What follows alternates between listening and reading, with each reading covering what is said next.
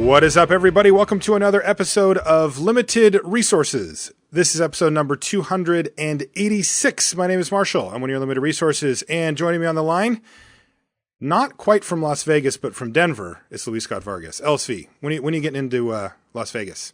I'm leaving in 2 days on Wednesday night. All right. Well, I'll beat you there by a day. I'm leaving tomorrow. All right. The brags start early. Yeah. And, of course, we're talking about the GP in Vegas, Grand Prix Vegas. You can find out information about it if you're trying to last minute it, though it might be a little too late by the time you listen to this.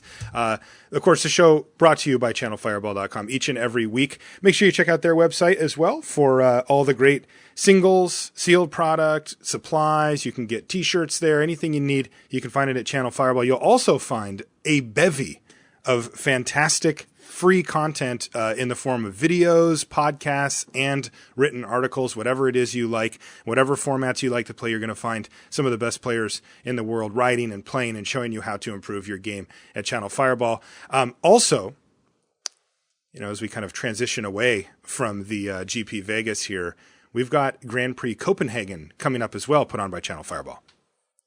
Yeah, it's our second European Grand Prix after Liverpool earlier this year, and I think it's going to be awesome. Liverpool was a really good time. I don't think I'm going to make it to this one, but we're going to have a couple, professional players are going to be there, and it's just going to be a great Grand Prix. There's less than 1,000 seats remaining, so you really should pre-register at gpcopenhagen.com. And we're going to bring as much fun and excitement as we did at Liverpool. People had a good time in Liverpool. Yeah, that's pretty cool. I think it's really great that Channel Fireball is doing European GPs. That's pretty sweet.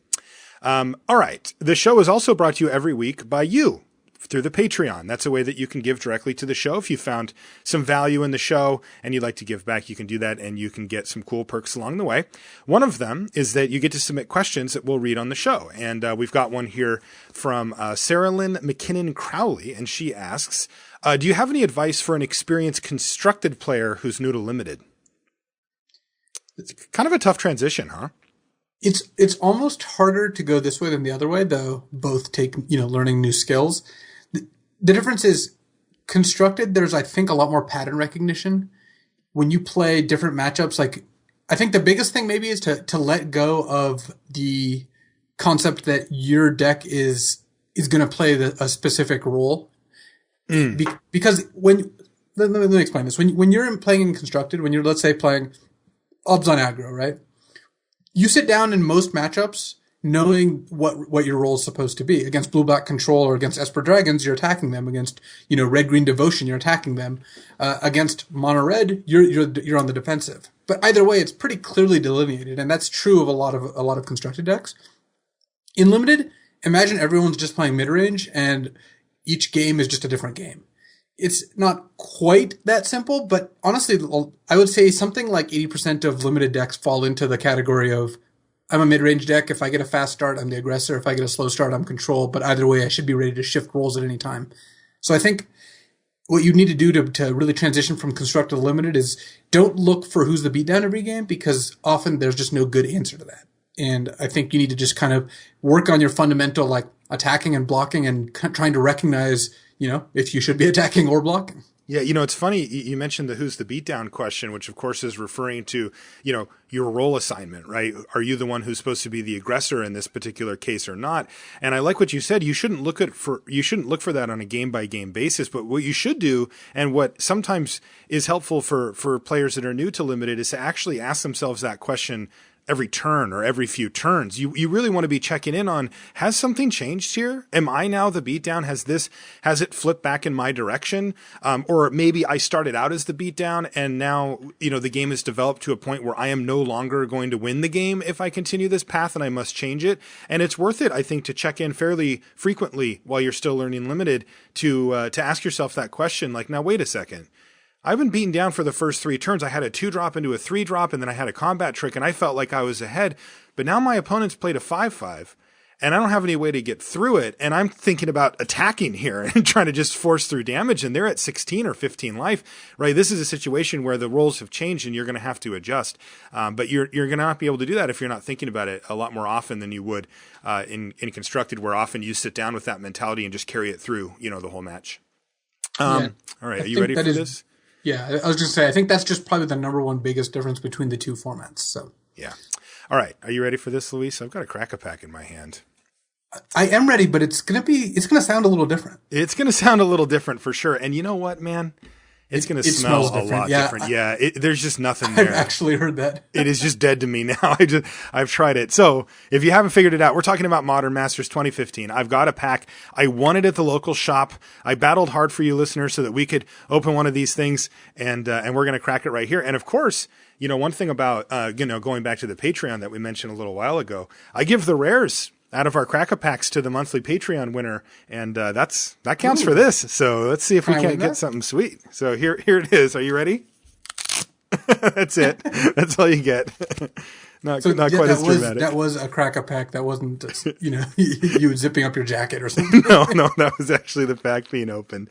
And we'll go through this relatively quickly, I think. I don't think we need to spend a whole ton of time on this thing, but let's see what we get here. All right. Our first card is Gorehorn Minotaurs. We talked about that on our set primer for Modern Masters. It's the 4-mana 3/3 in red with Bloodthirst 2.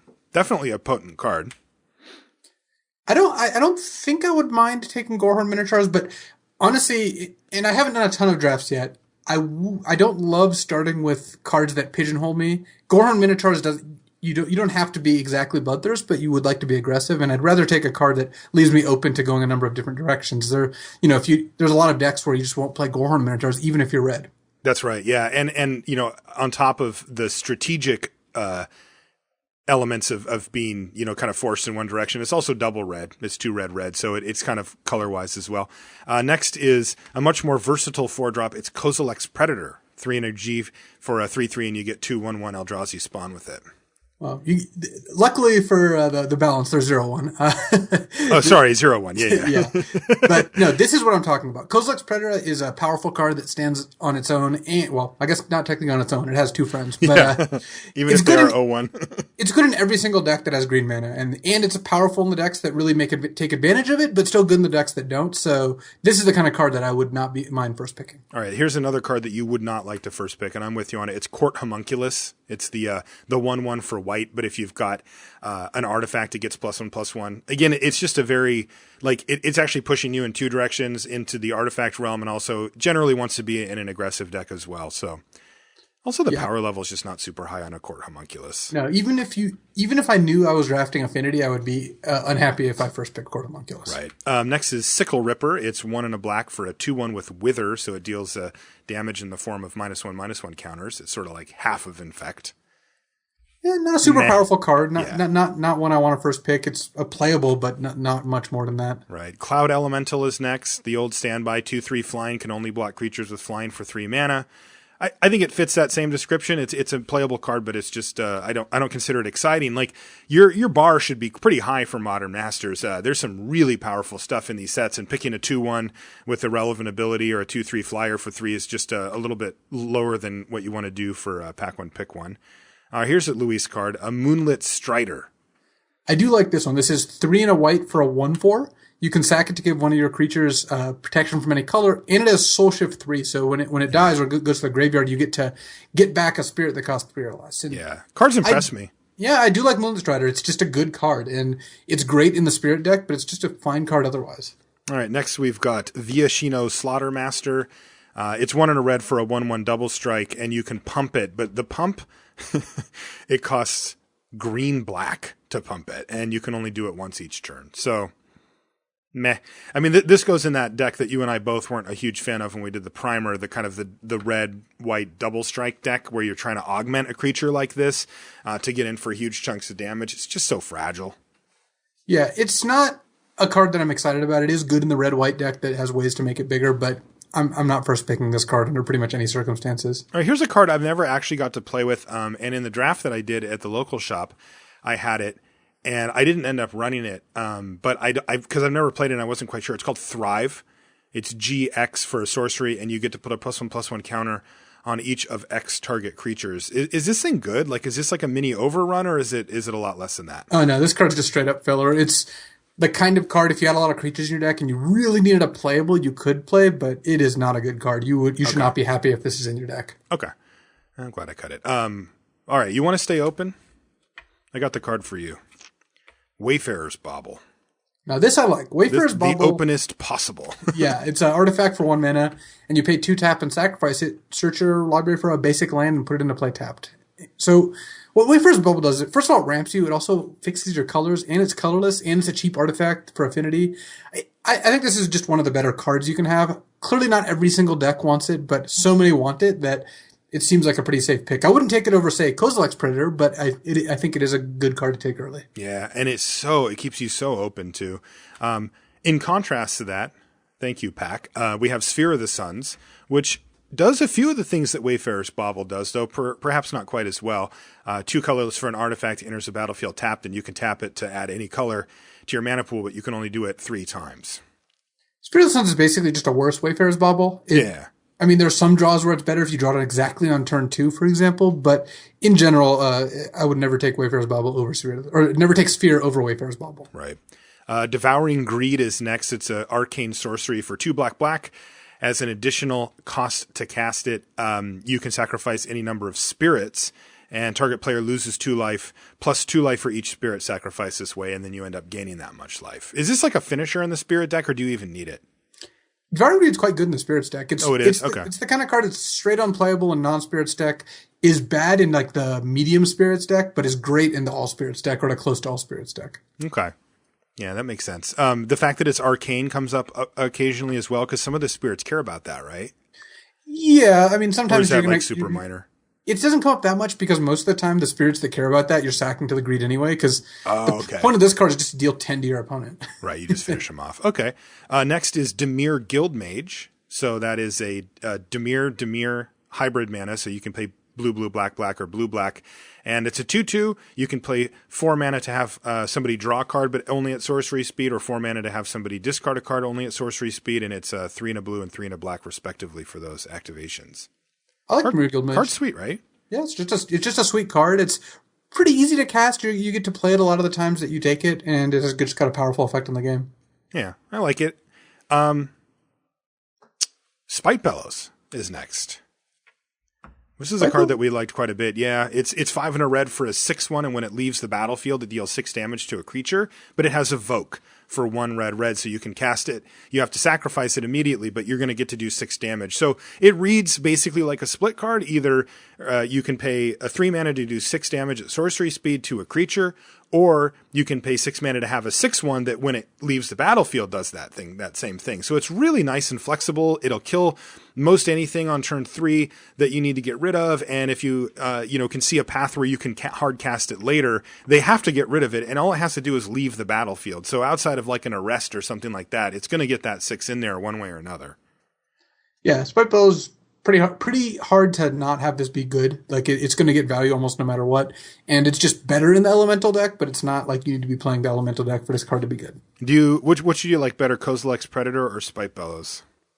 I think right now I'd probably take the Spite Bellows over the Predator, but it is relatively close. The fact that Predator costs 1 green mana and Spite Bellows kind of essentially costs red because you want to be able to play it as a 3-drop, means that I guess I'm leaning towards actually taking the single green card. I think if I could cast both equally, I'd rather have Spite Bellows, but I don't know. I guess I would probably still take Spite Bellows. It's just enough better, but I really would like to be open in the first pack. It's just like there's so many powerful cards and decks you can go into that I don't really want to lock myself into anything. Yeah, for sure. All right, let's take a look at our foil before we get to our rare. Our foil is a Grim Affliction, which is okay. It's 2 and a black for an instant. You get to put a -1/-1 counter on a creature and then proliferate. So you can, add counters to whatever already has counters on the battlefield or even players.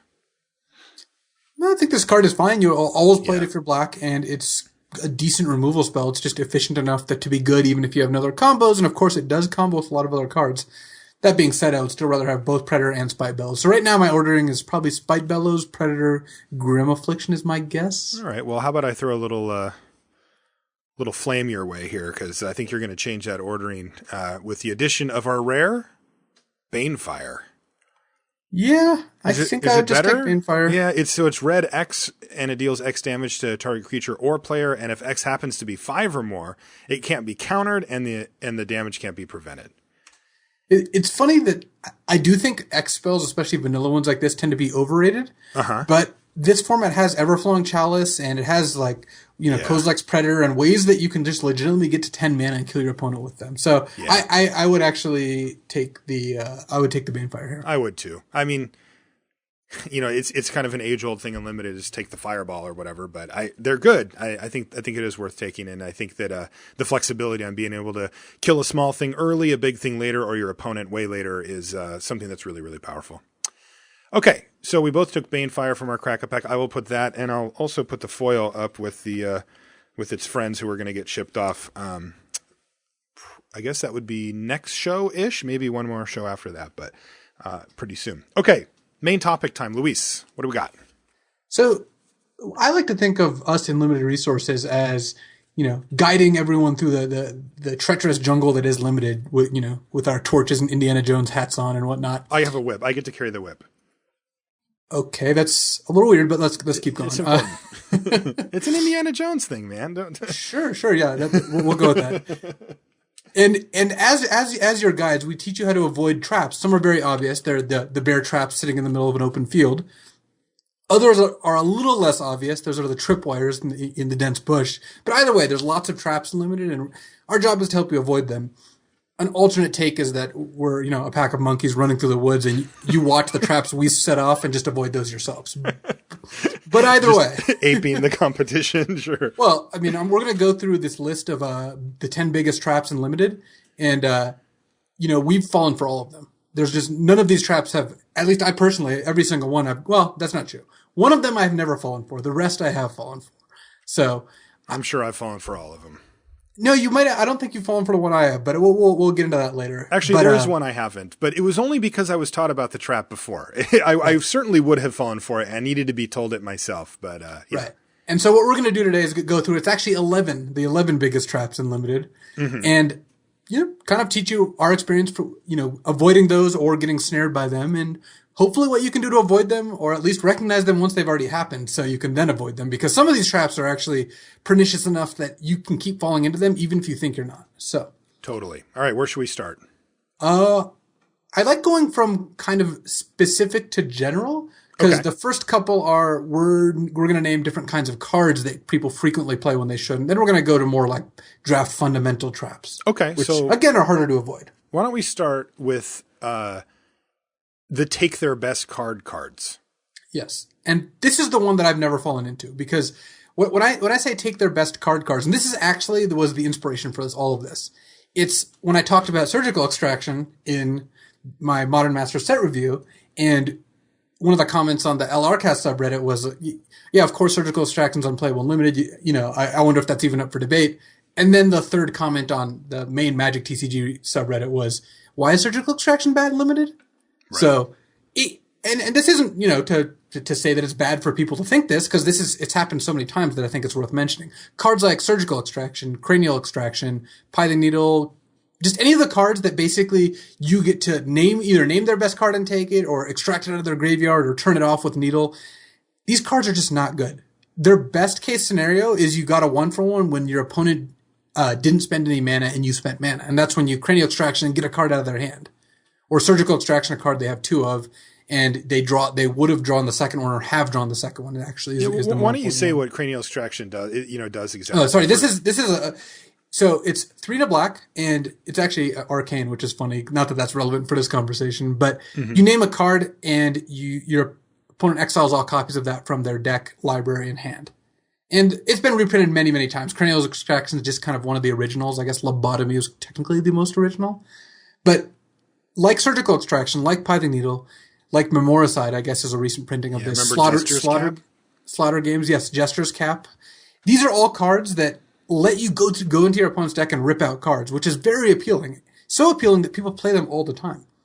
And you just should not play these cards. There hasn't been one printed that is so far is great. If they made a 4-mana 3/3 creature that had the enter the battlefield effect of doing it, sure, play that card. That card is good. I mean, that's probably too good. They wouldn't make that. But as is, there's just something so viscerally appealing about taking your opponent's best card that people really can't resist putting these in their deck. And I just have to say that you should not be doing that. Yeah, and it's an interesting situation, because I think that you will be met with people saying, well, why not? Like, then I don't have to deal with their bomb. That's great, right? And what they're not discounting is the fact that their opponent very well may not have drawn the bomb and maybe not even draw it for the entire course of the game. Let's just say it's sitting on the bottom of their library, for example. And what did you spend in this transaction, right? You spent 4 mana and a card. And a card, right? Yeah. And you didn't do anything to the board state. You didn't kill a creature, make one of your creatures better. You didn't draw any cards. You didn't even affect your opponent's hand. And, we're pretty reticent to play 1-for-1 hand disruption spells in Limited. You don't see those that often. There's times when you need to bring them in as sort of a necessary stopgap for a situation that you couldn't otherwise handle, but you're not happy about that even. And that's because you spend a card out of your hand to get one out of their hand, but you have to spend the mana and they don't. So they lose their card and that's valuable to you and it can make it good. In this situation though, they might not even have drawn the thing. Like, it's just coming randomly out of their library and you're sitting there spending all this mana, especially this. I mean, we're talking like, these things usually cost 4 mana. Yeah. That's a lot. Like, there's so many good cards you can play in your deck. Just a 3/3 for 4 is much, much, much, much better than this type of thing. I've seen this mistake over and over and over again. And like you said, I think it's because it hits on a visceral level.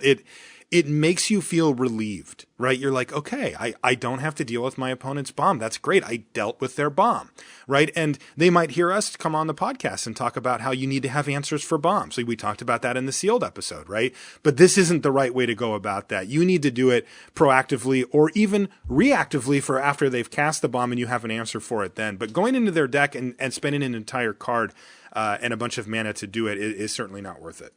Yeah, and I think part of the confusion is that cards like Negate and Duress are playable Limited cards, especially post-board.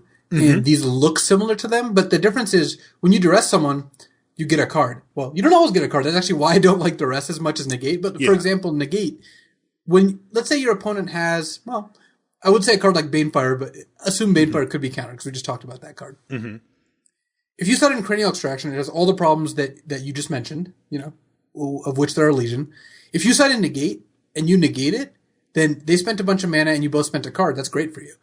Also, if they don't draw it, you can negate something else. It's not like you cited in a card that says counter target Banefire. Though again, that wouldn't work because of Banefire. But Comet Storm. Let's say Comet Storm because that's one of the best cards in the set. There you go. And I think that people, again, overvalue because it offers this satisfaction of answering their opponent's cards. But this is getting a little less prevalent now, but it's still something that happens often enough that I thought it was worth mentioning. Good. All right, what's next on our list here? What's next actually does happen a lot, which is 1/1 creatures with upside. Oh, yeah. This is a big trap. This is a big hole. A lot of people fall in this one. Right. And, I think I know why it is. So when I mentioned 1/1 creatures with upside, I think most everyone knows not to play 1 mana 1/1. Yeah. That's just not a playable Limited card. It doesn't pass the vanilla test. It's just doesn't do enough to justify playing a card. But you tack flying or unblockable or drains your opponent for 1 or all sorts of these other like trinket abilities and abilities that would be good on a bigger creature, the card still is not playable. It's still not good enough. I mean, there are some situations where even Skirmisher is playable. That's one white for a 1/1 flyer. But because it has warrior synergies, right? There's other cards going on in the set that make it good. But if I were to make know how many times it's been played and how many times it should have been played, like if you got to see all of it, it has been played when it shouldn't way more times than when it should. Right. And that's because people see 1 mana 1/1 with some other kind of text on it. They assume, well, that's enough text to make it worth playing. But what I think people don't get is that the difference between a 2/2 and a 1/1 is so big. A 2/2 is worth a card. A 2-mana 2/2 is generally just worth a card. That's kind of our baseline as what a card is, like in terms of creatures. 1 mana 1/1 is not. And, flying on a 1 mana 1/1, it's a lot worse than flying on a 2/2 or flying on a 3/3. It's still not good enough. It pecks your opponent a little bit and then doesn't do anything. Yeah. So. And I think one of the best ways, like the two things that come to mind when I think about this concept are, one, let's put it on the quadrant 3, right? You put it up to that test and you say, all right, let's do it. How good is it when you're developing out your board?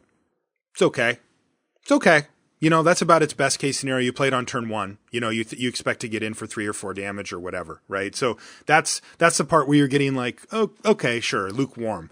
But every other place, it's terrible. even when you're winning, which is really hard to be bad, but when you're winning, it still just doesn't offer enough to really like push you over the edge of winning. When you're losing, it's complete misery because it doesn't interact with really any meaningful creatures in any meaningful way. And no, chump blocking once doesn't, make it good enough. And when you're at parity, it just doesn't put you over the top. You're top decking, right? Imagine yourself, you've traded a bunch of creatures, you use a removal spell, they use a removal spell, and you're both looking at each other with no cards and 5 or 6 lands on the battlefield, and it's who can draw the biggest thing first, and you draw that, right? You think, oh, well, I got unlucky, I drew that card, but you put that card in your deck. Your opponent probably didn't, and so they can't draw it in that scenario.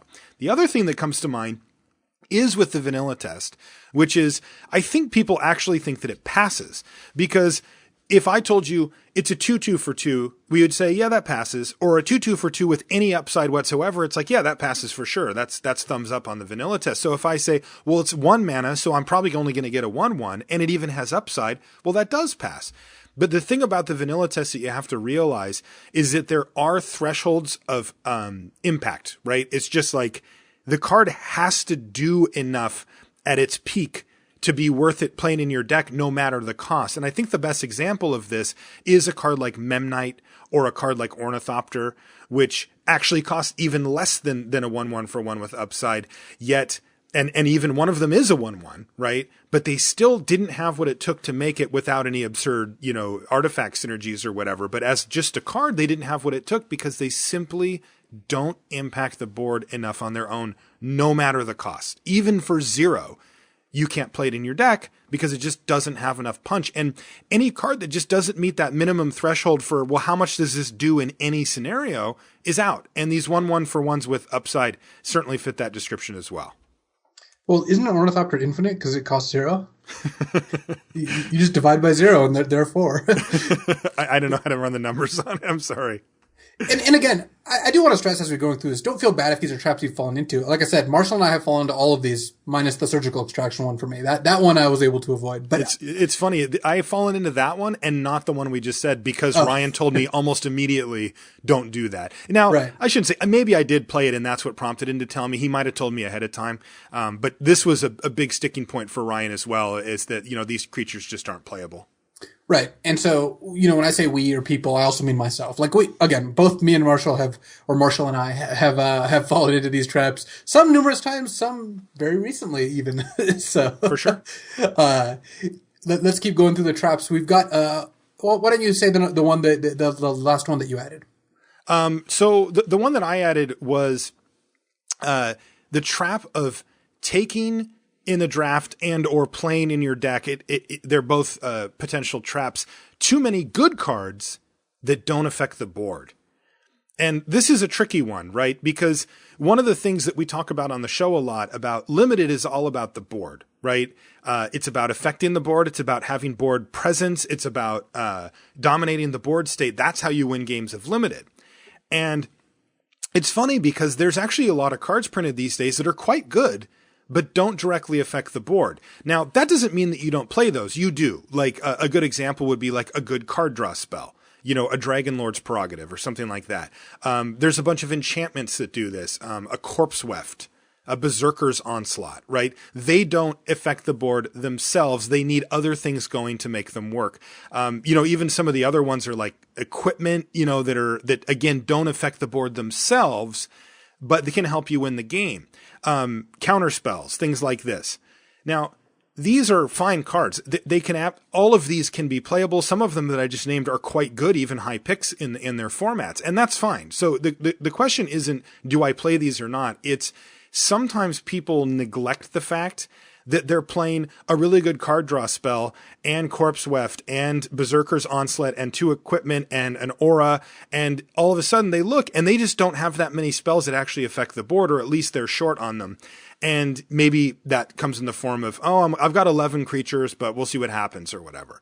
What you end up doing in that scenario is making your opponent's creatures better because they're going to have more of them most likely, and so they're just going to outnumber you, and that you're going to make their removal way better. Because if you're running, these Berserker's Onslaughts and the card draw spells and all that kind of stuff, and your opponent is able to pick off the few creatures that you can muster and then attack you a bunch. They're just going to kill you before those cards matter anyway. So you really do have to find a balance. I would say the two core card types in limited are creatures and removal. Those make up the base of what you want because those both affect the board. And then as you branch out further from that, you should be pretty selective about the types of cards that you take. Obviously, take the high power cards, the big card draw spells. Those can be really good and they can be a part of an important deck, but just keep an eye on yourself that you don't overdo it. Because if you end up with a deck that looks really sweet, you're like, look, I got all these great cards, but none of them affect the board directly. You could find yourself dead to somebody going 2-drop, 3-drop, 4-drop, and you're just like, I can't beat that. And you never want to find yourself in that spot. You want to be that guy doing that so that you can put the pressure on the opponents who are playing these cards that don't do anything. Yeah, and this is what I frequently run afoul of because sometimes it's just easy to take cards that, again, are good. And a number of these traps actually refer to that because, there's context to every card and too much of a good thing can be a bad thing. Exactly. One of the ones I mentioned was equipment. Yeah, and that actually leads us into number 8 here, which is bad equipment. Not good equipment, bad equipment. And I'll give you, a few examples. Like Leonin Scimitar is the base level bad equipment, I believe. It's 1 mana, equip 1, +1/+1. Mm-hmm. Again, I've never actually thought exactly of a vanilla test for equipment because there's not quite enough vanilla equipment, I think, to exactly get there. I haven't either. Cards in this vein are really, I think people look at equipment and they see a reusable effect, which presumably is powerful, and just think, wow, this is great. I should play this. Another one that I think frequent is Sword of Heroes. The 2-cost +3/+2, but it has equip 4, and that's just not a card you want to play. So I tried to write out a baseline, and that is something like around 2 to 3 equip costs for +2/+2 or greater. The kind of base level of good equipment is Volshock Morningstar, 2 mana, 2 to equip +2/+2. That card is great. Leonin Scimitar is bad, and trying to find which of these categories equipment belongs in is tricky. So it is, again, a bit card by card advice. And I think these are the easiest traps to avoid insofar as you can compare cards to these cards and, we give you a list of cards and obviously you may disagree and run them anyway, and that is fine. But at least we believe these lists of cards are traps. And once you kind of know what to look for in these cards, it's easy to avoid these traps. Yeah. So, and going to the equipment point that you made, Luis, you mentioned the 4 equip cost on, I didn't catch the card that you named, but Sword of Heroes. I've never seen that. But for the equip cost is really your focus there, right? I think that you've covered the 2 most important bases with your examples. The Leonin Scimitar is the one that just doesn't live up to the power end of the spectrum, right? You're giving +1/+1, which isn't unreasonable, but need more punch. Hero's Blade. That's what I got the Hero's Blade. Yeah. Yes, okay. It's the other way around. I knew it was not called something like that. Yeah, I know that one. Yeah. But anyway, I think that one is sort of the 1-1-for-1 of equipment where, yeah, it's fine, but it doesn't live up to its end of the bargain as far as power level goes.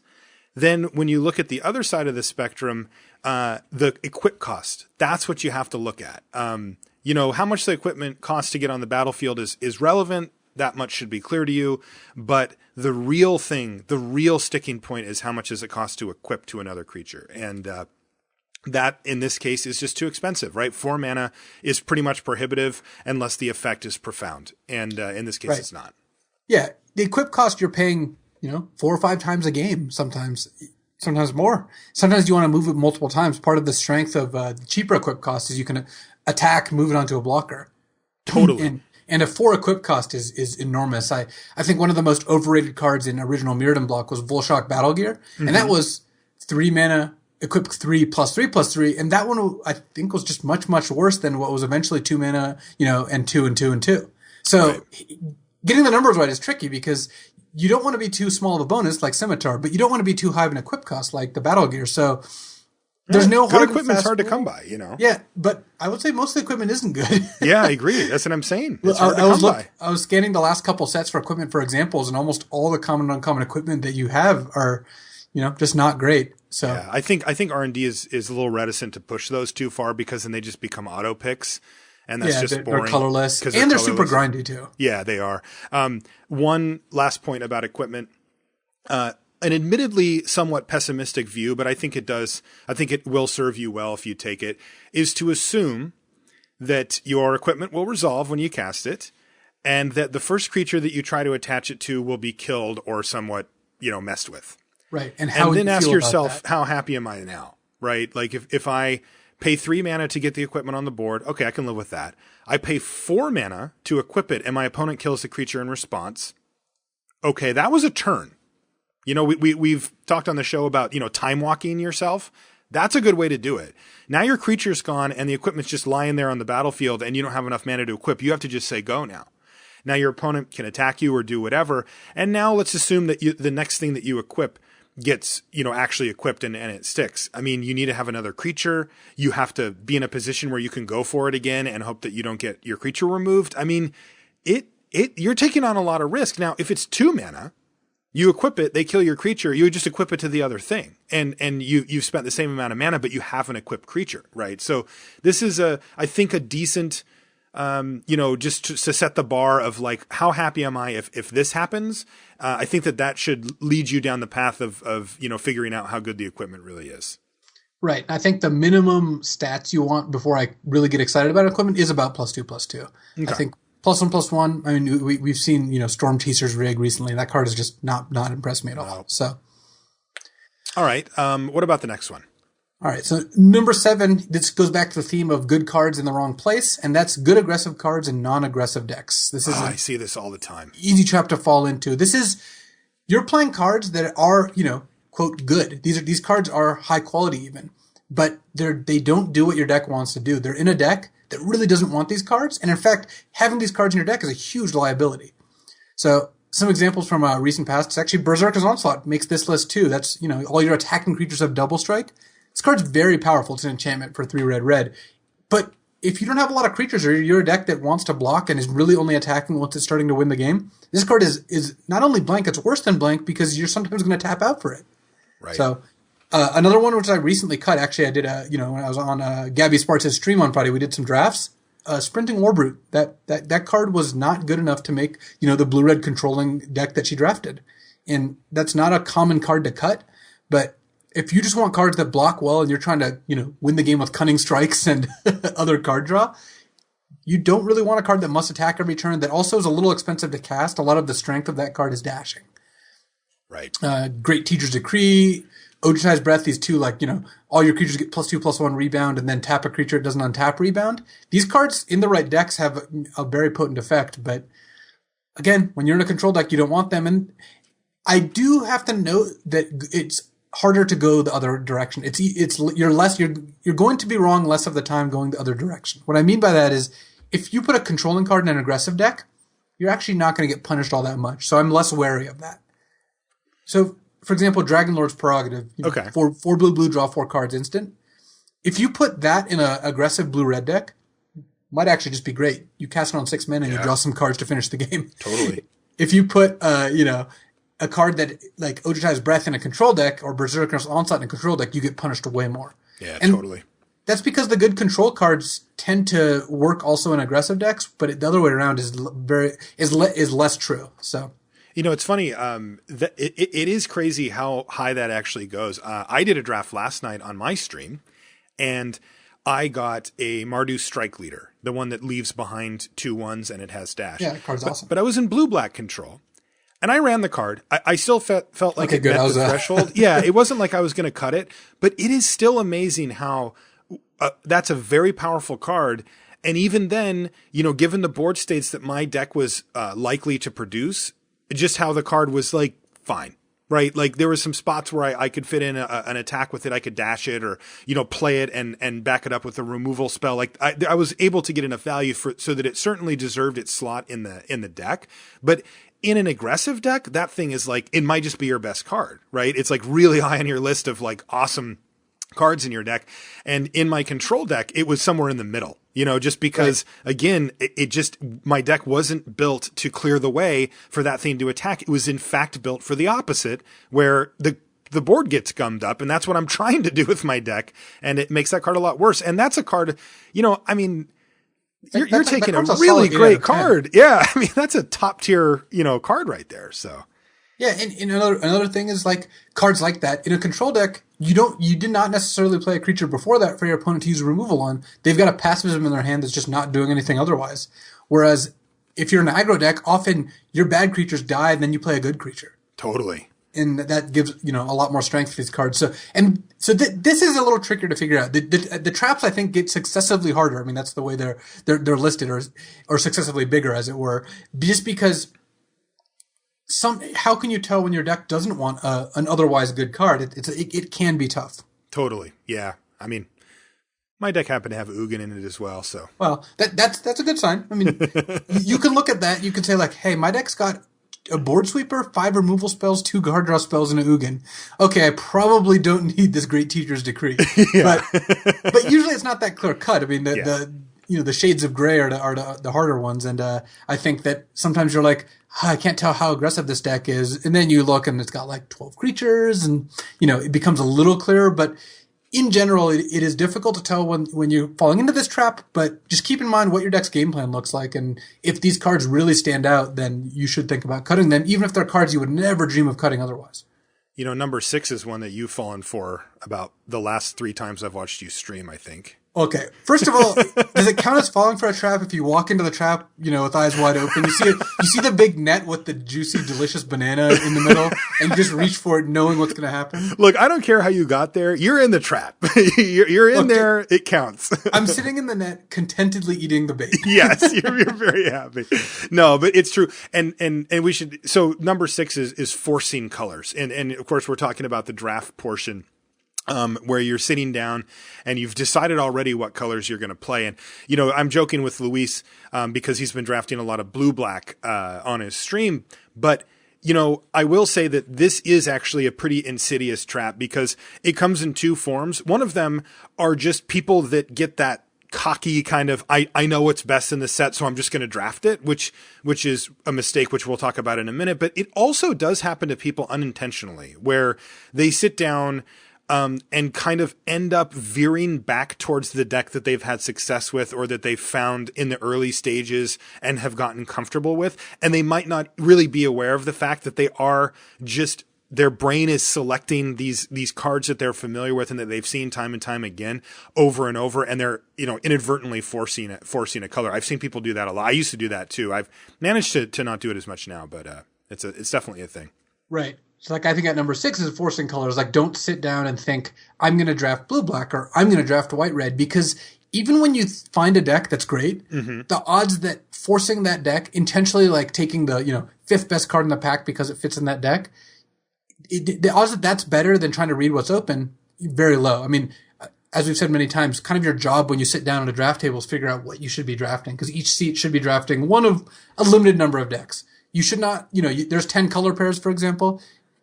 When you're sitting in seat 3 of a particular draft, there aren't, you can't draft any of those 10 color combinations. The world is not your oyster. Otherwise you're going to end up with, an oyster without any pearls in it. If you just force one particular combination, what you're trying to figure out is which 2 colors you should be. And generally there's like 1 to 2 strong answers there. There's not always 2. Sometimes there's only 1 color you should be, and you could kind of mix and match with the other color. But your job is to read those signals the best you can and try to figure out what's going on. Your job is not to sit down and predetermine what you're going to draft. Right. So I think that leads into number 5, and that's what you mentioned just now, which is forcing colors without knowing it. Because it's a little easier to say like, okay, I know I shouldn't force colors. I should just try to figure out what's open. People can avoid that trap. That's the, again, that's the obvious hanging noose that you kind of, veer around and then you get hit by the bear trap, because the bear trap is forcing colors unknowingly. And this is the trap that is much, much harder to avoid. What I mean is, and like you said, you don't think you're forcing blue-black, but you see a Gurmag Drowner and you take it over Sarkhan's Rage and Pacifism because you think it's a better card. And then you take a Vulturous Haven over a Twin Bolt because you think it's a better card. All of a sudden you're blue-black. Hey, what do you know? Right. But you did force it. You actually forced it because your internal evaluation of these cards is just not calibrated correctly because you like this color combination, or you win so much with this color combination. It's so fun that you just can't put it down, talking about other people specifically. So, I think that this is one of the hardest traps to like avoid. And it's one that it's taken me, I would even say it's taken me a long time to learn it. I still kind of run into this. I mean, I do admit that the last couple of drafts I just stone forced blue black because I wanted to, but I'm definitely open to the possibility that I end up blue black more than I should because I value Palace Familiar a lot higher than I value another white card. Right. Like I like Palace Familiar more than Misthoof Kieran. And that, that shows my tendencies and that shows why I end up in these colors, even though I don't necessarily think I'm like, well, white wasn't open. What do you know? And it's like, no, fourth pick, you saw these two cards. You took the blue card, then you took another blue card, then you took a black card, and there you are. And there you are. So how does, as a listener, how can they differentiate between, personal preference, right? I mean, because that's what you were just describing is that you like to draft those colors and you think that they're better. So that's where you would prefer to be if you could, versus falling into this trap of sort of subconsciously veering over in these directions over and over again, even if you really should be going in others. I think one way, and I mentioned calibrating, is to recalibrate by looking at, pick orders, looking at where do, people you think are good rank these different cards. And if you do that, if you kind of throw away your internal, ratings, and then you look back and you're like, almost everyone says that pacifism is better than Vulturesaven. I should probably take pacifism or Vulturesaven, even though I have been doing the reverse lately. That sort of thing does help. And the other is to try to specifically not draft that combination for a little while and try to make it so it evens out a little bit. That's, introducing a different kind of bias, but I do think that helps because if you can play other combinations and win with those or do well with those, then you can start thinking, okay, there's other decks I can draft. One thing that you see a lot is in the second draft, in a row, for example, if someone did well with a particular combination in the first one, they're just, I think, a non-zero amount more likely to end up there because they have just good associations with all these cards. I mean, I see that all the time at the GP level.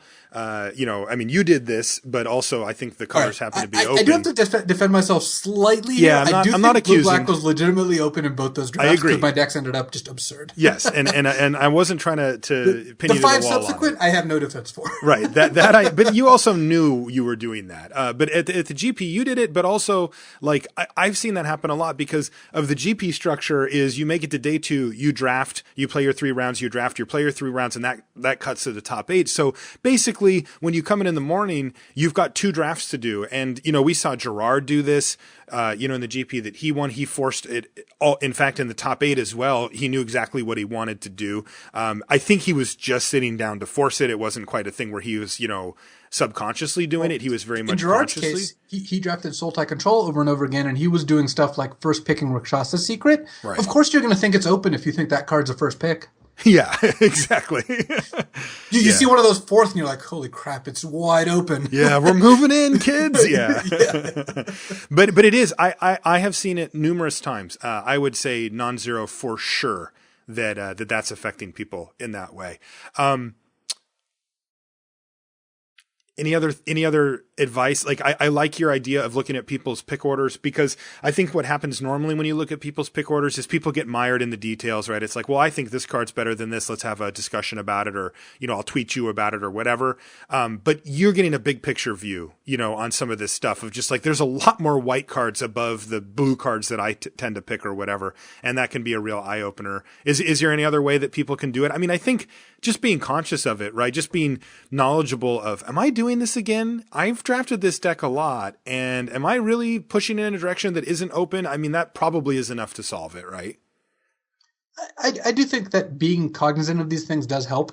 If you can think about it, you're that much closer to avoiding the traps. Sometimes you're still going to get snared, but it is less, instead of it happening, 7 times out of 20, it happens maybe 6 times or whatever the numbers end up being. Okay. Why don't you take us to number 4 here, Luis? This is a long-standing trap for limited resources. and again, a lot of these traps I have more evidence of based on set reviews. I mean, we both see it when we review cards, is that people say, hey, what about this card? And in this case, the trap I'm talking about is optimism. And I don't want to sound like a pessimistic person, because honestly, I'm a very optimistic person in general. In fact, some even say a little too optimistic when it comes to, keeping hands that are 7 cards and and drafting, cards that are very expensive, assuming I can cast them. But when I say optimism, I mean don't evaluate cards based on, the best case scenario mentality. This is something you've talked about so many times, but It's just a consistent draft trap. We have to mention it here. And you see it, and part of the reason that this is in the more general category instead of the specific is that optimistic cards, share no characteristic except for the fact that there's a scenario where they're insane, and most scenarios they're very not good, or they're quite bad. Yeah. So the thing we teach on the show, right, is your brain will often default to best case scenario mentality, right? You will see a card and you will picture it in its optimal environment on the optimal board state and say, this card's unbelievable, right? And what you should strive to do in your card evaluations is to view the card in its average case scenario, right? It's also not fair to view a card in a scenario where it's terrible, because there are going to be times when it comes around and it's really good, right? So what you're trying to do is get a realistic average. And the way that I like to do this is to set a floor and a ceiling on the card, right? That's going to give me the range of how good the card can be. And then I'm going to come up with, using my experience as a limited player and asking my friends, and try to come up with an idea on, well, where does this fall usually, right? A card that comes to mind for this, I think, is a good example is Overrun, right? Where Overrun has a ceiling that is about as high as they get. You just win the game on the spot, right? It's pretty hard to imagine a higher ceiling.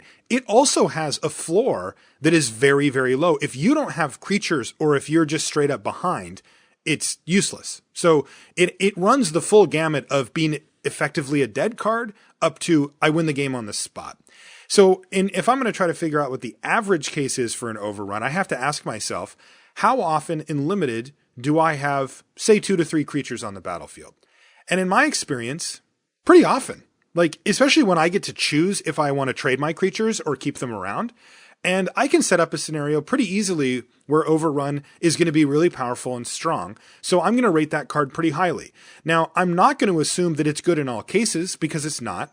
If my opponent's particularly aggressive, has a lot of removal, or I just don't draw that many creatures, the card gets pretty bad. And I'm going to recognize that. But my average case for Overrun actually ends up being quite high, right? It ends up being a very powerful card if you can resolve, and I'm going to give it a high grade for limited. You can do this to all cards, right? Another similar example is Berserker's Onslaught that you mentioned before. It falls in a similar category to Overrun, right? It's like when you're ahead or have a big board state, it can be really good if you're beating down. If you're behind, it's effectively useless, right? So there's another big range that you have to account for. The key here is that you don't look at it and just assume every time that this card's absurd and amazing and unreal and broken, because you always picture yourself with 10 elves on the battlefield when you cast your Overrun, or a bunch of 5/5s when you cast your Berserker's Onslaught. It just doesn't always work out that way, and you need to make sure that you're taking that into account. Exactly. And I think that people, like you said, default to, if not the best case, near the best case. I think one of the best examples I got was Inspiring Call. So it's 2 and a green, and it makes all your creatures with +1/+1 counters on them indestructible, and you draw a card for each of those creatures. Mm-hmm. I said this card was unplayable when I did my set review, because I think it's unplayable. I don't think the card is good. I think there are scenarios where you play it. I go on to explain that, like, there are some decks where, maybe it's okay or whatever, but I did think overall the card's quite bad. And one of the responses I got was, at worst, this draws 2 cards. How is this bad? I don't think you know what at worst means. At worst, this draws 2 cards. At worst, you have 2 creatures with +1/+1 counters on it. And, if that's the lens with which you're evaluating your cards, I think you're just going to end up playing a lot of cards that don't do enough. Yeah, and there's just like a ton of cards like this, like Battle Mastery, 2 and a white, enchanted creature has double strike. Obviously, in the best case, when you have a 5-power unblockable creature, this card is awesome. The average case, you put this on a 2/2 and it dies. Yes. Or a card like Act on Impulse, the 2 and a red, exile your top 3 cards, you can play them this turn. This card is just not going to draw you any cards. It's going to draw you like 1 card most of the time. And one that I got was similar, was Commune with Lava. Oh yeah, Commune with Lava all the time. It's a draw 3. I was like, have you read that card? And the person who told me this was like, it's an instant. And I was like, I'm perfectly aware that it's an instant. Like, have you read that card? Right. And they said it's just like at least a draw 3 every time. And it's like, there's games where you don't get to that level of mana, where you don't get to cast it. It's not a draw 3. Like, it's just not, right? It's just, these things pop up all the time. And I have to, like, the player that told me that was a high level player. I mean, this person was not somebody who, just was some, random at my F&M who never played. This is somebody who's playing in a high level tournament that's hard to get into. And I was like, wow, like. Right. It's an easy trap to fall into. And part of the hard part about defending against it is that there's no one characteristic we can point to with all these cards. When you talk about 1-mana 1/1s or cranial extractions, like we give a pretty good guide as to like how to evaluate them. For optimistic cards, it's like, which, the only shared characteristic is that they require a certain condition to be met that we do not think is likely, but we can't tell you about what future cards will look like in this vein, especially since some cards that look like this are actually just great cards. Like Overrun, for example, has a lot in common with these cards, but is just a fantastic card. So it is all about like what exactly the effect is and exactly what it requires of you, and that's a hard thing to nail down. This is more just general advice of don't think your card's going to do everything you think your card's going to do always, because if you're just too optimistic when evaluating your cards, you're just going to play a lot of cards that don't live up to that potential. That's right. All right, what's next on the list? Number 3. It's comparing the cards you have against a potential pick to weigh which colors to be in. And that's complicated. Let me explain this. This is actually one of the more complicated traps, and one that, again, took me a really long time to kind of get the hang of. Mm-hmm. So say you're drafting. You first picked a black card. Okay. It's a good card. You're happy first picking it. You second picked a black card. Also pretty good. Let's just say Ultimate Price and Vulture's Haven. Okay. Then you took 3 good red cards in a row because there were no black cards in those packs.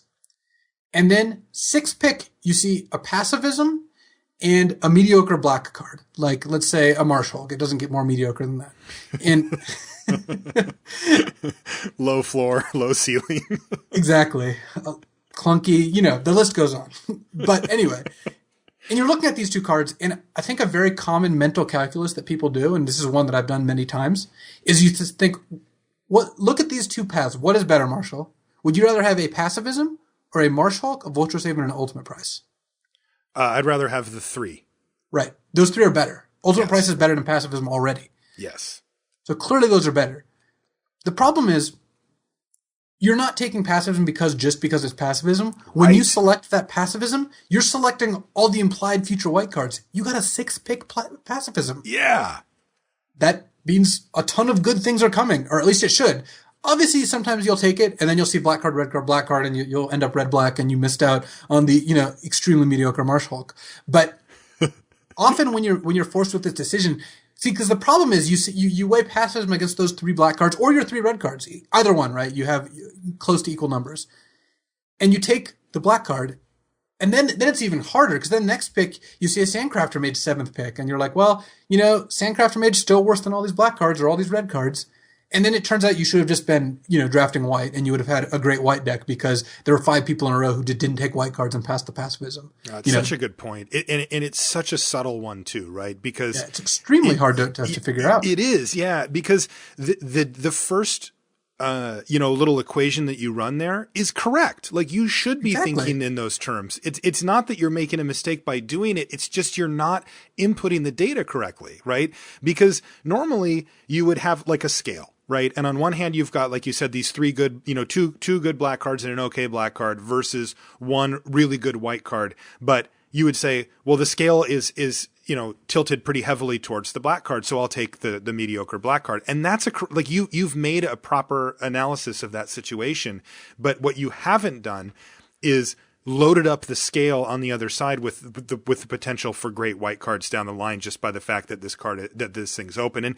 And we're also layering on the fact that, like you said, sometimes a Pacifism sneaks through, right? There was a good white rare and somebody took another white card or whatever, and then the Pacifism's still there. And it's like, oh, it's a huge signal. I'm moving in. But really, the way I tend to view those things is I'm taking a flyer, right? I'm saying, okay, this shouldn't be here. Pacifism doesn't fly. And Jesus. And I'm going to take the Pacifism, right? And I'm going to see if it's open, because that's a big signal to me. And if it doesn't go away, then I can live with that. And that's the thing that you should be weighing, right? Is the potential for white to be super open and you to get a lot of really great white cards even late in the pack, right? Versus losing out on whatever you're going to lose out on. In our scenario, you're losing out on a Marsh Hulk. And you know what? That's not that big of a deal. You can get one of those if you want it. It's not a pick that you need to have in your deck to make it work. It's not even close to the level of pacifism. So it's easy, right? If you loaded the scales in a correct way, you would see that the opportunity cost is a Marshal. Not that big of a deal ultimately, but the upside is so big if white is as open as a sixth pick pacifism would lead you to believe. And that is tough. I mean, nobody's saying this is easy, but that is a trap that is easy to fall into. I thought that was a really good one. Right. And you could even upgrade the value. Like, let's say it was a Coat with Venom versus a Marshal, because Coat with Venom is quite good. Yeah. Like, obviously, at some point, you just take the black card. If it's a flatten, clearly you're taking that. But, right. Coat with Venom is a card which I actually think is currently underrated. If that's, another little tidbit there, I routinely see it 10th pick when the card is a pretty solid 4th pick card. I think it's really good, yeah. But either way, you could go higher than Marshal, clearly, and still have pacifism be right. At some point, it flips back around. But I think the real key, the real takeaway here is this isn't sealed deck. This isn't I'm comparing what's better, my black or my white. It's I'm comparing what's better, my current black or my implied future value of white. And you didn't see it. And in this example, I set it up. You first picked a black card, and then you second picked a black card, but you didn't see any of the black cards in the next 3 packs. So that does have some amount of meaning. I mean, enough packs in a row of no black cards, and you do have to think this color's not open. All right, number 2.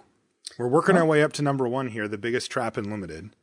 Definitely. And number 2 is, and this is kind of, and part of the reason that number 2 is so tricky is because of, the recent formats, and that's sticking to a rare when the color isn't open. Yes. And the reason I say that's so tricky, and this is, our most contentious arguments come with some rares you should stick to even if the color isn't open. And how do you tell the difference between those? That's a super elite, set of rares. That's the Citadel Siege of rares. But in general, people tend to overvalue rares when they're making their decisions. And I think that when you look at your rare, you should not, you shouldn't feel chained to it. I think the sign that you're maturing in draft is that you have good rares in your sideboard that you first picked, then found out that they weren't open. Right. And a big part of the reason is the pick that gives you the least amount of information about the draft is your first pick in terms of figuring out what is open. And like mentioned before, a lot of the game of draft is figuring out what is open. Your first pick, no one else had any input on. You should not consider that valuable information in terms of figuring out what the people next to you are drafting, because clearly it provided none. Yeah. I mean, and you mentioned earlier that each seat is going to have a few color pairs available to it, right? There's 10 of them. Maybe you could be in 3 or maybe 4 and make a decent deck out of the pile. I don't really know, but it's not 10. Right? There's going to be, two color pairs in your seat that just are not going to be there based on what your neighbors are doing. And what you're doing if you take the rare, especially if it's a 2-color rare, and just stick to it, is you're just crossing your fingers off the bat that you're in one of the seats that you could get those 3, 4, maybe 5, whatever it is, color pairs and actually make a deck out of it. That's not how you game.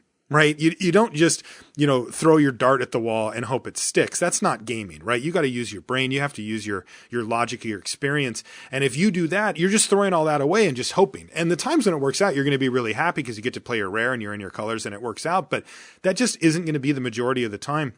And like you said, it's nice if you open up a sweet rare and you get to take it and you can get excited about that. But I find that the rare acts almost as a tiebreaker more often than not later in the game.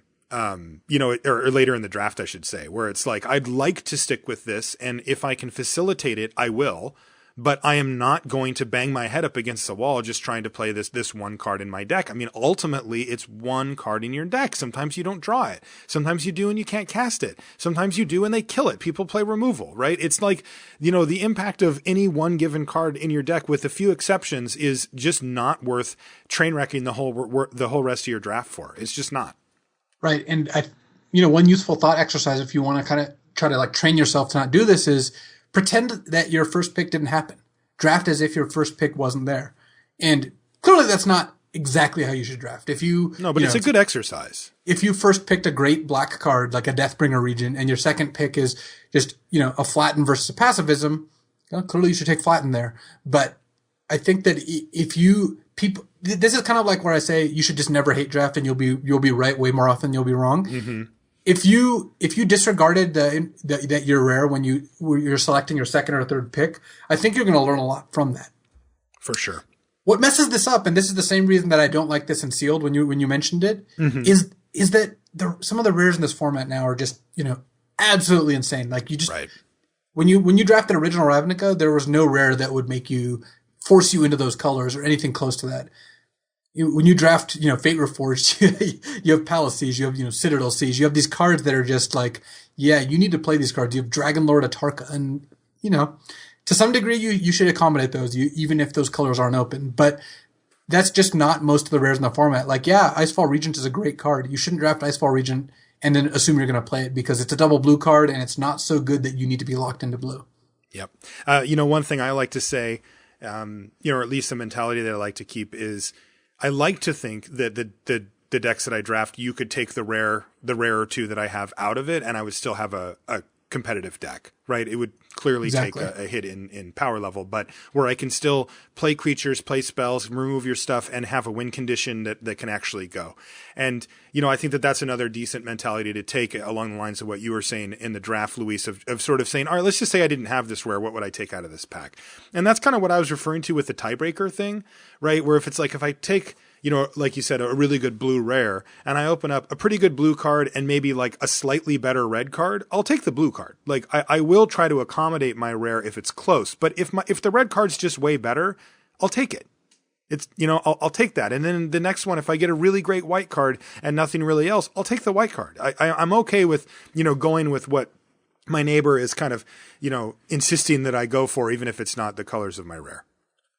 Exactly. And that's, well, part of the mystery and the greatness of draft is that it's really hard to know what to do when you're faced with these decisions. And I think that currently, like the scale for most people is tilted a little too far into like stick with the rare I drafted. I think so too. And, I mean, we should mention, right, that this is a beautiful struggle here, right? Like this is, you will probably never get this down cold, right? This is something that every level of player has to figure out as they do. And it's one of the coolest things is that you're figuring it out on the fly. It's not like you can phone a friend. It's not like I'm building a constructed deck where I can sit here and ask do a bunch of play questions. Testing and figure it out. Yeah, play testing and culling. It's like, no, you've got, 30 seconds or whatever, and you got to make this pick. And I think that that's just the coolest part because you never know. And, one of the great things about it too is that you get to ask your friends after. Right? Take a screenshot of it, send your friends. I was talking about raredraft.com. My buddy Adam, who's learning how to play, he sends me all of his drafts on Rare Draft, and I get to just go through and look, and he can say, what do you think about pack 3, pick 1? What would you have taken here? And I can just go through his draft real quick and look and say, you know what? I like your pick, or I think you probably should have gone the other direction, and here's why. And now we get these cool conversations, and it's just one of the amazing facets of Limited is just that it seems to be able to produce infinite conversations as resulted by the podcast that you're listening to right now. Exactly. All right, number 1. So, after much research, the number 1 biggest trap in Limited is Lava Ball Trap. It costs 6 red. It costs 8 mana. There's just no denying it. It is the biggest trap in Limited. I don't think there's any way. It's just a fact. So there's not much we can say about Lava Ball Trap. That's the biggest trap in Limited. It factually is. The reason we have 11 on the list is that we had 10 and then it's just like, look, sorry, but I found the biggest trap in Limited. It has to be number 1. And I really can't give you much advice about avoiding it except like it's just a giant flaming ball and I guess get out of its way. If you see it, it's a trap. Exactly. Try not to put 2 lands onto the battlefield in the same turn. So if you avoid that, you've avoided the number 1 biggest trap in Limited. All right. So that's going to do it for this week's show. Great stuff, Luis. Certainly hope it's useful for the listeners. I think it will be. These are things that I find aren't just for new players. I see very experienced, even professional level drafters make these mistakes still. And I think it's always good to have a refresher. Some that are on the podcast. Yeah, I think it's really in their last Grand Prix. Yes. And, I think that it's great to revisit these things, even if it's something that, you've been exposed to before. And if you haven't, feel free to go over it again. I really feel like if you can avoid these things, again, starting from the more individual stuff at the beginning of the list and culminating well, in this case with our number 2, you will improve Number your one's drafting. important too. It hurts to get hit by a lava ball trap. Yeah, but it's never happened. So, but it is a thing where I really do believe that you will improve your drafts if you stick to these guidelines and try to avoid these traps. I really think you'll improve quickly too. Yeah, and some of them are, at this point I've learned of this and will not fall into it, which is don't play surgical extraction. That's fairly binary, right? You either play it or you don't. Right. And you kind of know not to now, at least if you agree with us. Some of them are harder. Some of them it's like, when should I have stuck with this rare versus not? When should I have, switched colors in the middle of pack 1 or even pack 2? Sometimes that's a thing. And it's less a degree of like, I went from wrong to right with this as I get this right more frequently. And yes. It's hard to, you don't just get to cross that threshold and never go back. Sometimes you get it right, sometimes you get it wrong, and just learning from those experiences and trying to figure out, keeping an eye on for when this could have happened, or maybe even like, I think this is a draft where maybe I did this wrong. And that's one of the advantages to, like you said, drafting online or using Rare Draft, where you get to record a lot of what you're doing and you get to ask other people about it. And that's one of the biggest tools in your arsenal. It's not the whip. It's, not the torch. It's actually asking your friends. That's right. Or the internet, right? I mean, go to, also the machete. The machete is actually really sweet, but go to the subreddit, the LRcast subreddit, right? I mean, that's a great place to post, a draft pick. You can take a screenshot or just a photo of it, recreate the pick. However, you can post a rare draft on there if you're drafting online, and you can just ask the people in the community, what would you take here? And you'll get a lot of great responses. And, I've talked about feedback before. Not all feedback is going to be exactly correct, but listening to a broad, a lot of feedback can really help form an opinion for you. You can just, think about the ones that you disagree with, the ones you agree with, the good points that you hadn't thought of. And it really can help form a much more solid opinion when it can feel, in the moment. Those picks can be tough and they can feel daunting and they can feel like you're like, I don't know how to make this decision, right? I don't have the tools to figure out, from point A to point B what to do. So I'm ultimately just going to end up guessing. If you're feeling like that, you put these things up in the subreddit or ask on Twitter or whatever, ask your friends, and you will start to work through it. It just takes working through. There is logic there. There are reasons behind it. It's not just a thing where you can't figure it out. You might not be able to in the moment. It's a lot to process sometimes, but then you'll start to develop that skill and you'll do it, like you said, Luis, more correctly, more often. And that's really the goal. More better. Mo better. All right, let's call it a show here. As always, Limited Resources is brought to you by channelfireball.com. Make sure you check out the website for a whole bunch of awesome free content, as well as a broad selection of singles, booster packs if you want those, sealed product, and of course, supplies and the like. You'll also find a bunch of awesome free content, articles, videos, podcasts over there at channelfireball.com. Make sure you check them out. If you want to find Luis on Twitter, he is LSV. I am Marshall_LR on there. You can also find us a whole bunch of different places. We've got a Facebook page for Limited Resources. I post whenever the show goes up. So if you're a Facebook user, you can like that page and then it'll show up in your stream whenever I put up the show, if that's, convenient for you. Especially if you're not on Twitter or whatever, that's a good way to do it.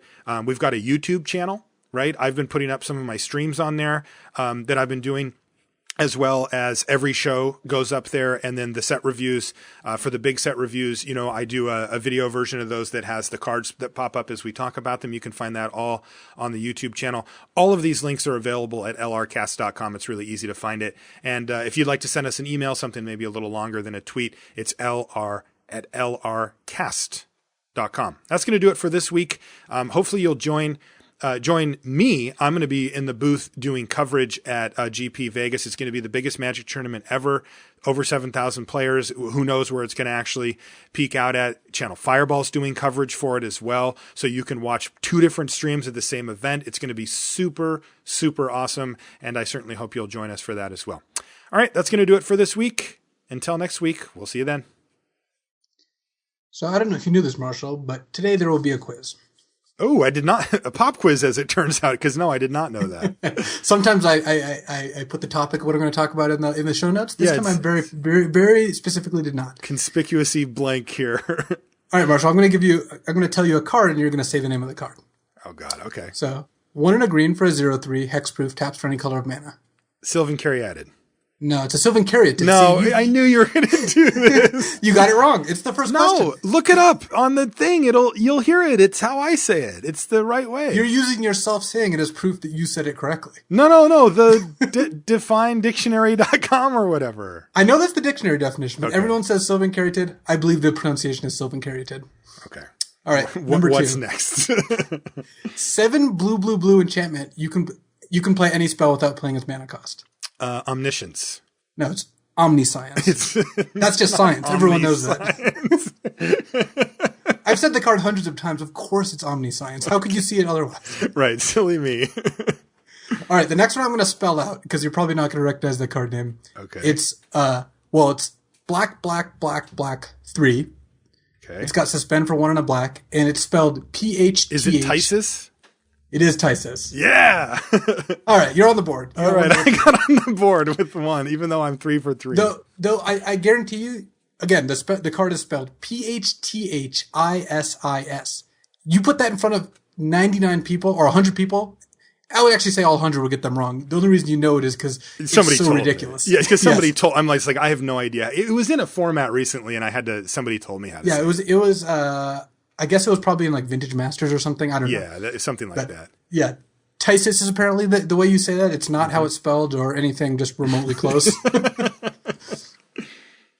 All right. The other is it's a planeswalker for 2 red-green, and it makes Satyr tokens. Oh, God. I know how you say this card. It drives me nuts. It's Xenagos. It's not Xenagos.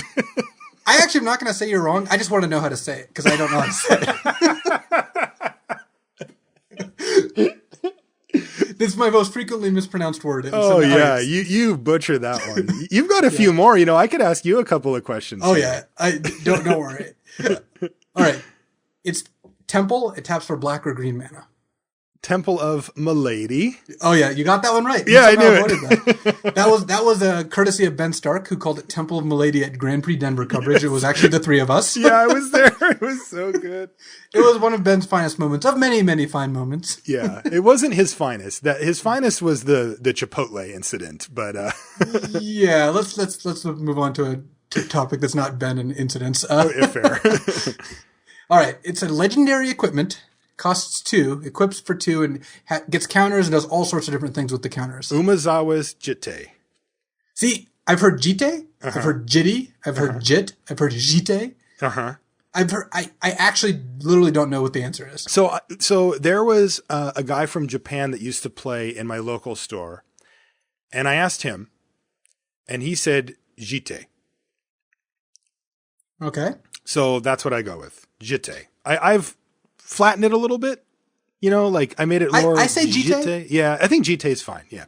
But yes, I think no matter how you say it, there is going to be someone telling you that you said it incorrectly. That is correct. And you know what? The only person who's saying it wrong is Jit. That is offensive. Or Jitty. Jitty. Like, I hate that. Don't say, that just sounds like a swear word or something. I hate that word. I think the real question is, like, why did you make a card where no one can say it correctly? But, there's a lot of cards on this list. I mean, didn't they make a whole block like that? Yeah. That was part of the problem with that block. Yeah. And so with Umezawa's Jitty, I'm going to pronounce this good.